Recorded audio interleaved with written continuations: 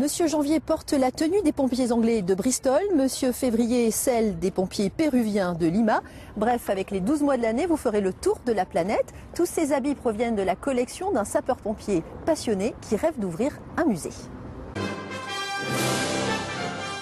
Son métier s'est transformé en passion dévorante.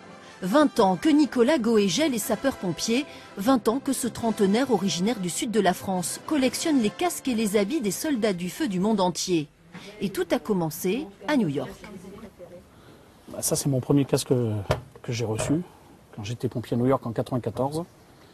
Et c'est le cadeau de mon collègue de New York. Sa collection impressionnante compte 300 casques, dont les premiers modèles français. Ça, c'est du 1830, donc ça, c'est le modèle de base. C'est celui qui coûtait le moins cher. Certaines pièces lui ont été données par les familles. Il chine aussi beaucoup sur Internet et fait le tour des casernes du monde entier. Derrière chaque objet, il y a une histoire. Un voyage au Kenya, Mombasa, une caserne. Mission, visiter la caserne, trouver la caserne déjà. Et j'ai récupéré 3 casques. Et comme j'avais plein de vieilles tenues, j'ai fait un colis humanitaire. Et donc voilà, il y a un échange avec la population locale. Il collectionne également les extincteurs, les lances, les jouets, les documents historiques. Tout cela rassemblé dans un vieux bâtiment à Gironde-sur-Dros, fermé au public pour raison de sécurité.